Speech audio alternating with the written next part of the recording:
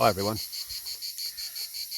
Before I go, there were a couple of comments from two viewers that were worried about the wood store roof and did the cat get hurt. No, he didn't. He probably got shocked, or the shock of his life, when it opened up and half his body went through. But underneath that hole is a shelf. It runs the length of the wood store. So all that happened was half his body went through, and as it stretched down, his back paws touched the shelf and he just eased himself through. He didn't fall to the floor, he didn't get hurt. Now, it wasn't repaired straight away, and what was happening, William, Harry, well, the blind cats, started using that hole as a way of in and out. With Harry, it was to get away from me. If I wanted him in, he knew he could get up on there onto the wood store roof. I can't get him, or he'll go in there along the shelf, out and down the garden, where I can get him, but it takes a little bit of work.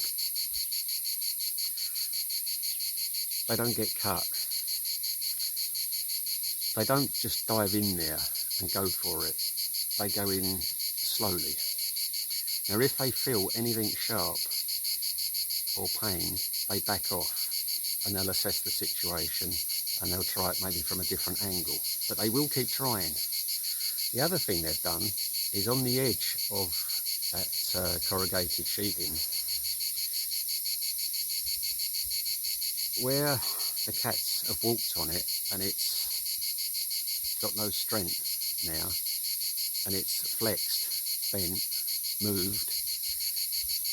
William has walked on it repeatedly, and over a period of time it bent, it buckled, and it made a gap. Big at one end, tapered off, but they now use that as another in and out way. There's a video called In the Wood Store. Please watch it and you'll see what I'm talking about. Blind cats don't do...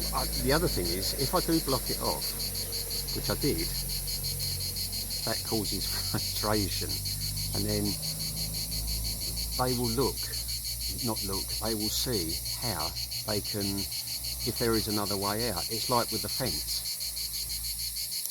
They test the fence. Now, I know there are holes in the fence, and they test it until they get to maybe a hole, and then they start to push, to squeeze through. The hole might not be big enough, but they will still have a go at going through there. They are very intelligent, and do they take risks? Not to them, because they're just being cats, and this is all they know. See, this is what it all comes down to. They've been born without eyes.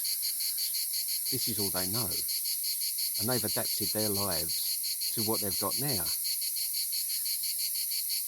I mean, should I put safety nets around the trees? Because what William and Harry do now is they climb to the top of the tree, they turn round and they come down head first. Now, the first time Harry did it, he slipped, but it didn't stop him. He went back up the tree and he came down, he angled his body, moved his body across the trunk, and he came down sideways. Now, he did that for a while, but then got bored and he started coming down head first.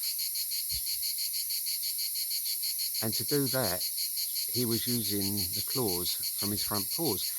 I've seen viewers comment saying that cats don't use the claws in their front paws because they are curved. Blind cats do.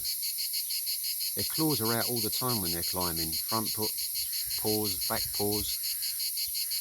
They use them as anchors going down. They use them to steady themselves when they're coming down head first.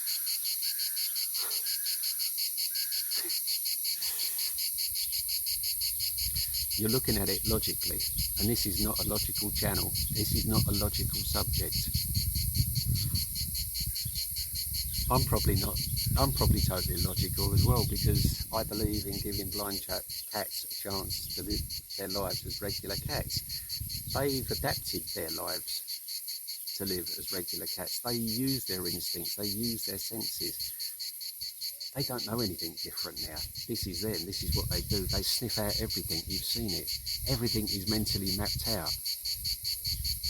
The fields, the garden, even on the road. Harry knows the road now. That's definitely counterproductive. What else? When we go over on the boulder field and they rock climb, do I stop that? Do you know, if I was to stop that now, it would be cruel. Should I have done it in the first place? You know, there's arguments for and against.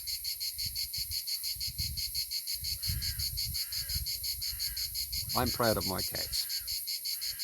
I'm proud of what they've achieved as blind cats, as disabled cats, special cats but not special needs. And if they want to climb trees, I'll let them do it. If they want to go rock climbing, I'll let them do it. As long as they're not in any danger, then I'll let them carry on. Wood store roof was repaired. It wasn't the greatest repair. We had a really bad storm for 3 days, and it didn't last. The repair didn't last. As it stands, I'm probably not going to be allowed to stay here anyway, so someone else will have to repair that. The owner will have to come and repair that. All I'll say to you is, I don't put my cats at risk for the sake of views and subscriptions. I never have, I never will. I don't believe in it. Views for sensationalism is not caring for your pets. It's sensational enough just by doing what we're doing. So to add anything else to it, to the mix, is no, enough is enough. It's the trees, the mountain, the walks, the climbing.